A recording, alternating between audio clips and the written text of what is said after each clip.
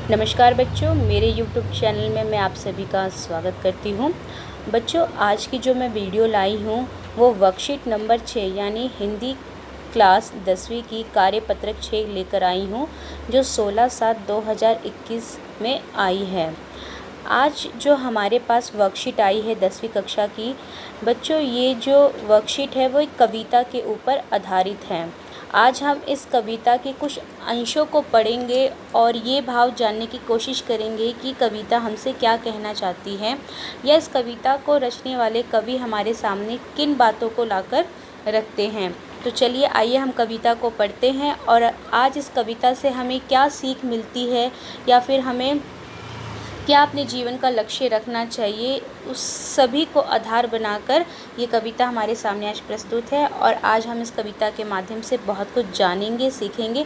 उम्मीद करती हूँ कि आपको आज इस कविता का भाव अच्छे से समझ में आ जाएगा। चलिए मैं आपको दिखा दूँ।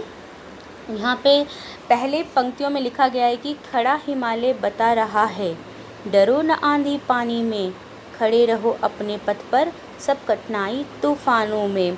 यहाँ पे तूफ़ानी लिखा हुआ है, आप देख रहे हैं, तो ये तूफ़ानी नहीं है, तूफ़ानों होगा, ठीक है, क्योंकि तूफ़ानी ऐसा कुछ नहीं है, सब कठिनाई तूफ़ानों में होता है।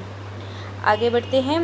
डिगो ना अपने प्रण से, तो तुम सब कुछ पा सकते हो प्यारे, तुम भी ऊंचे हो सकते हो, छू सकते हो नभ के तारे। आगे कविता की क्या पंक्तियाँ लिखी गई हैं पढ़ लेते हैं, फिर मैं आपको इसको एक साथ अच्छे से इसका अर्थ बताती हूँ। अचल रहा जो अपने पथ पर, लाख मुसीबत आने में, मिली सफलता जग में उसको जीने में मर जाने में। जितनी भी बाधाएं आईं उन सब से ही लड़ा हिमालय, इसीलिए तो दुनिया भर में हुआ सभी से बड़ा हिमालय। हम सभी बच्चों जानते हैं कि हिमालय की जो चोटी है इस दुनिया में सबसे बड़ी चोटी है। आप अपने जीके के क्वेश्चन में भी याद करते हैं कि सबसे बड़ी पर्वतमाला कौन सी है, तो हम हिमालय की पर्वतमाला को याद करते हैं। और इस दुनिया के सबसे बड़े क्वेश्चनों में, महत्वपूर्ण क्वेश्चनों में, हमारे जीके के क्वेश्चंस में हिमालय जो है वो सामने एक महत्वपूर्ण बिंदु बनकर आता है। हम इसको याद भी करते हैं बड़ी बड़ी पर्वतमालाओं में कि सबसे बड़ी पर्वतमाला कौन सी है, हिमालय है। तो हम हिमालय को इतना याद क्यों करते हैं, ठीक है। एक प्रतीक रूप में, एक विशेषण के रूप में हमारे सामने जो यहाँ पर हिमालय उभर कर आया है, और वो हमारे सामने एक ऐसा उदाहरण प्रस्तुत करता है कि जिससे कि हम भी उसी की तरह अपने जीवन को सफल और सक्षम बना पाएँ। समझ रहे हैं मेरी बातों को। तो आ जाइए, देखिए, हमने जब पंक्तियों को पढ़ा तो कुछ बातें तो बहुत सारे बच्चों को समझ भी आ गई होगी कि ये जो कविता है हमसे क्या भाव हमारे सामने लेकर आई है। तो कहा जा रहा है कि खड़ा हिमालय बता रहा है। आप देख रहे हैं कि हिमालय जो है वो खड़ा है, वो हिलता नहीं है, अपने एक ही स्थान पे खड़ा रहता है। इसे कहने का मतलब क्या है कि हमें भी अपने जीवन के प्रत्येक चरण में, चाहे स्थिति कैसी भी हो, कंडीशन कैसी भी आए, यानी ज़िंदगी में कितने भी उतार चढ़ाव आए, हमें अपने पथ से डगमगाना नहीं है।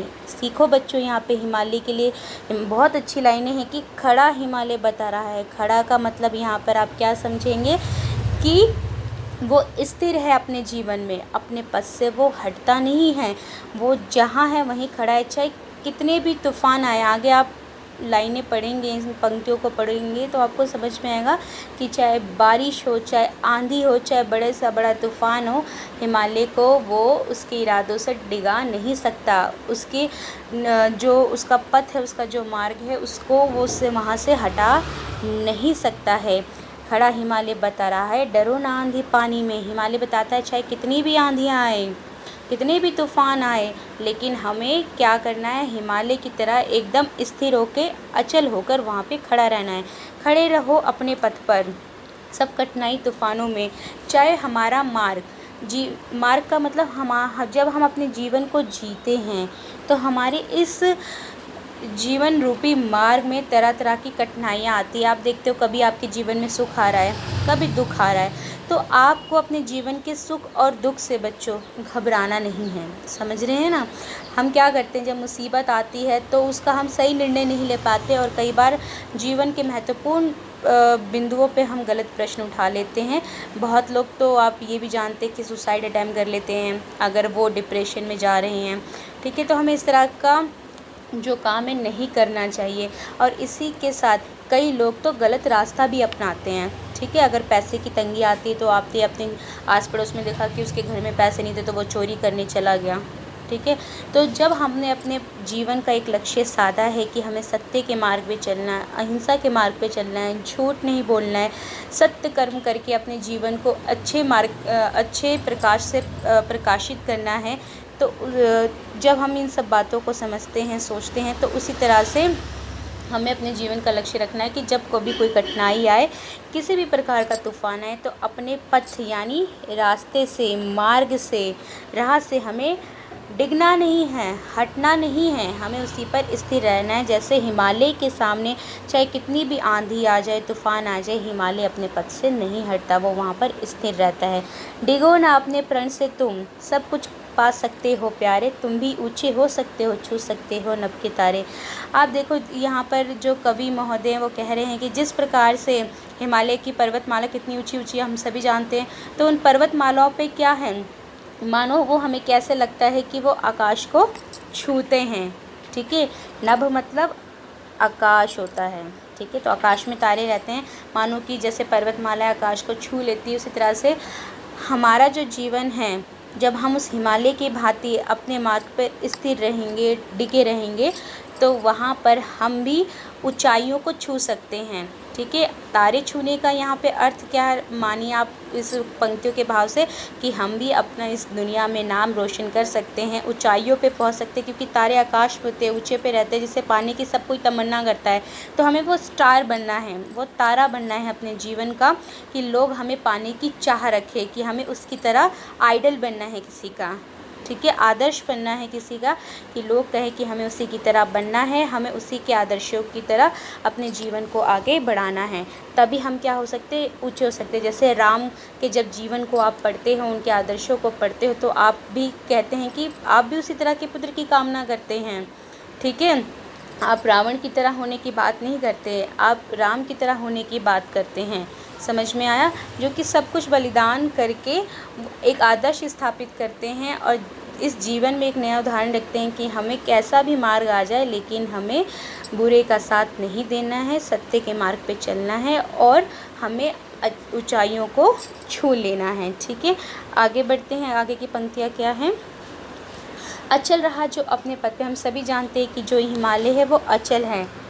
अचल मतलब जो चल का मतलब होता है जिसमें जो अपने स्थान से हिल डुल सकता है, और अचल मतलब जो अपने स्थान से हिलता डुलता नहीं है। हमें पता है कि जो पर्वत है वो कभी भी अपने स्थान से हिलता डुलता नहीं है, वो स्थिर रहता है। और यहाँ पे स्थिर होना बहुत ही अच्छा गुण लेकर आता है हमारे सामने बच्चों, कि वो कभी अपने पद से हिलता नहीं है। मतलब स्थिति चाहे बुरी हो चाहे अच्छी हो, वो जैसा है सदैव उसी प्रकार का रहता है, ठीक है। लाख मुसीबत आने में मिली सफलता जग में उसको, ठीक है। चाहे कितनी भी मुसीबत आई हो, लेकिन वो उन मुसीबतों का सामना करता गया और डिगा नहीं अपने पद से, और उसको जीवन में सफलता मिलती गई। अर्थात कितनी भी मुश्किलें आएँ, कितनी भी कठिनाइयाँ आएँ, हमें अपने सत्य के मार्ग को नहीं छोड़ना है, अपने कर्म के मार्ग को नहीं छोड़ना है, उस पर स्थिर रहना है और आगे बढ़ते जाना है। कर्म यहाँ पे अच्छे कर्मों से लेके चलेंगे बच्चे, ठीक है, बुरे कर्मों से नहीं। जीने में मर जाने में जितनी भी बाधाएं आई, ठीक है, जितनी भी बाधाएं आई उन सब से ही लड़ा हिमालय, इसीलिए तो दुनिया भर में हुआ सभी से बड़ा हिमालय। मतलब यहाँ पे बहुत अच्छी पंक्तियाँ कवि महोदय जी ने लिखी है कि ज़िंदगी में जितनी भी बाधाएं आई वो हिमालय उनसे डरा नहीं है, ठीक है, इसीलिए तो वो दुनिया भर में सबसे बड़ा हो चुका है, ठीक है, सबसे बड़ा हो गया है वो यहाँ पर हिमालय।